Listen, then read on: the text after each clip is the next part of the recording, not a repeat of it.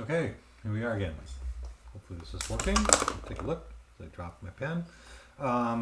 Okay, so I was taking a look at this and thinking, well, this isn't looking very good at this point. I mean, it's okay. It's just there's some things that are wrong that I'd like to fix before I move on. So I want to just kind of get the basically the move tool here and start to kind of modify some of this stuff.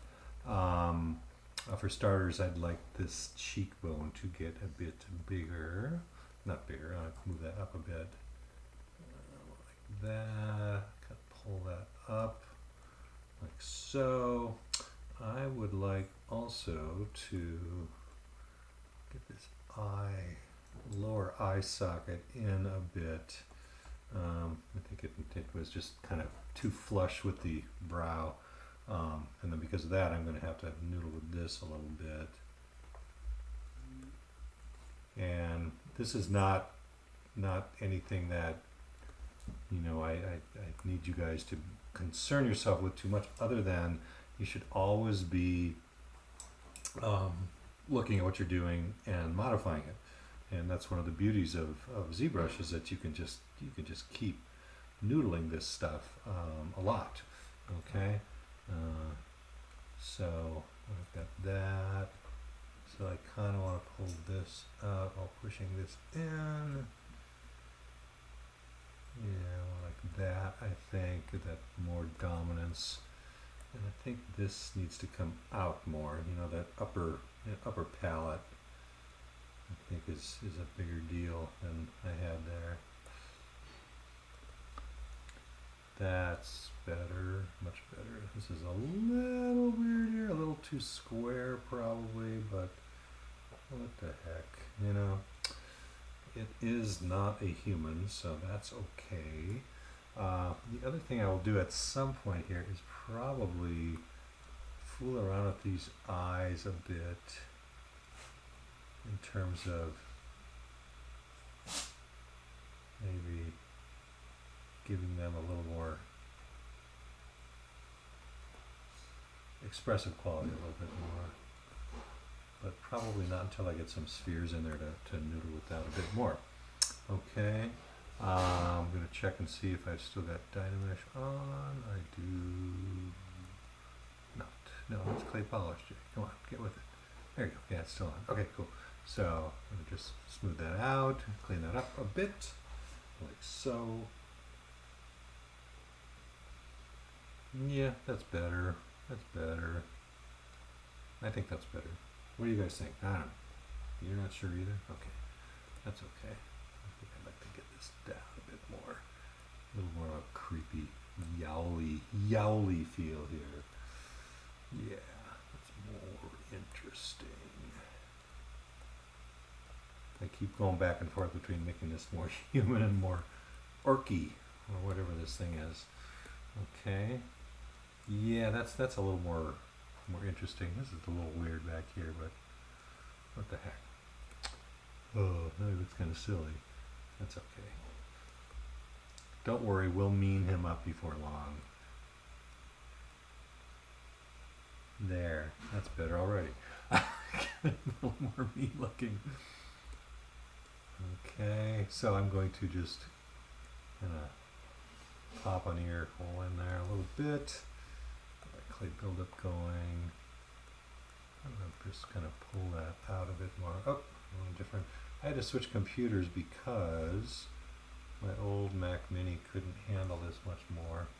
So I'm on a laptop now. So you're going to notice I don't have much space up here, but I did recreate my little tools down here, so you guys can at least, you know, get a handle on that a bit more. All right, here we go.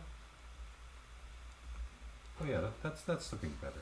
That's definitely looking more interesting. Okay, a little bit more interesting than we had before. Okay, cool. Peel that in a bit more here, and I'm just kind of leveling this thing up as I go. So I'm kind of working back and forth between smoothing and pulling some of this, get some of these bigger muscle shapes going.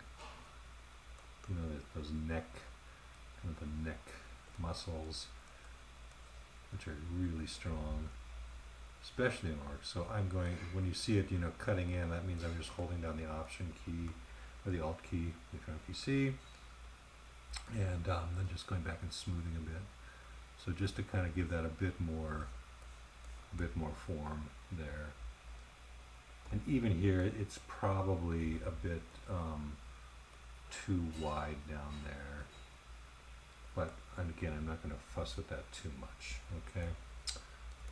This is really just to give you guys a sense of what the tools are that you're going to be using and how one person, me, is using them at the moment, okay? Now some of these other areas that are kind of funky here, I'm just going to hit that and just smooth those a little bit too. Okay, so I can build those up more later. Now at this point too, I can start to think about using the Sculptress brushes. I've got, you know, clay buildup set here, and remember, these are going to add geometry or affect geometry based on the size of the brush, and it's going to add detail as needed. Okay, so again, if I look at this like this, and I want to, if I want to bring in some more sharper edges here, like on the ear, for instance, I can hold down the Option key and just start to cut into that, and it's tightening that up more. So it's actually creating more detail than is in the Dynamesh piece, okay? And that's a little weird, bit of a weird concept to get across at first, but it is a thing that really can make stuff interesting without having to make the model too dense right away. I'm going to turn this off a bit so you can see what's really happening. Okay, so I've got more density here than I deserve, and if I hold down the Shift key to smooth this at this point, let's see what happens. I'll zoom in on that a bit. Okay, it's kind of redistributing that geometry as it goes. Okay, so it's still higher detail, like that. Okay, and I can start to build that up a bit more in here. I've got kind of that hole in there that I really need to fix. That's kind of weird. Okay,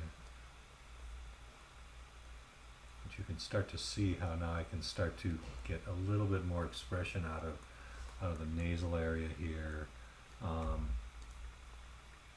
out of this. And again, I'm sorry, when I work, I tend not to talk, so it's a little harder to do at the same time here. Okay, so you can kind of see how you can begin to build that up a bit more in terms of detail. Now, having said that, what happens if I Dynamesh it at this point? Okay, if I Dynamesh it, Control drag, that stuff kind of goes away. Okay, the gross parts of it are still there, but the detail goes away. Okay, so the way I just undid that. The way you can try and preserve some of that is you go to the Dynamesh palette over here, and there's a button called Project. Okay, like that. There's also a blur button here that you can turn down a bit. Oops, I'm going to do that. I'll just leave it at now. So this project looks at the detail before it Dynameshes it, and then it tries to put that back on there, like that. So you'll see there's a little bit of stuff there. Okay, so let me turn this off so you can see it better. This is before I Dynamesh. This is after, and you'll see it looks pretty much the same, but it did Dynamesh it. Okay, so that's what you want to do if you are combining Sculptress brushes with Dynamesh simultaneously. Okay, because that's going to give you the best of both worlds. It's going to try and preserve both of those things at once. Okay, this obviously is too flat and too wide here, so I'm going to just start to push some of this stuff up. The move brush doesn't really, Sculptris doesn't have any effect on that, okay? So I turned it off, but I didn't really need to because it's going to just make that go away anyway.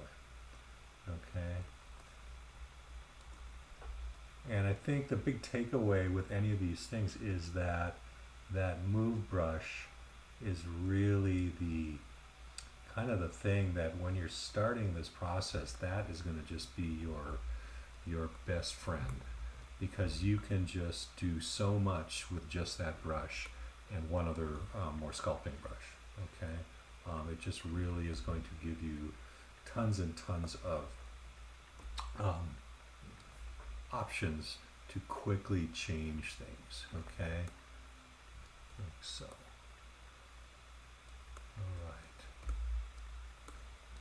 All right, that's getting a little bit better there. Okay.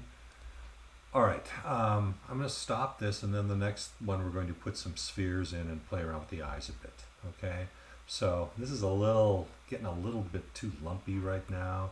It really needs to be broken down a bit more, and I may or may not do that, or may just leave it alone. But we do want to put some eyes in so you can see how that process works, because it's difficult to sculpt the eyelid area and the area around the eyes without actually having something there to kind of push back against, if that makes sense. Sorry, I'm always tweaking here, always tweaking. Okay, so I'm just kind of prepping it for that, putting those spheres in.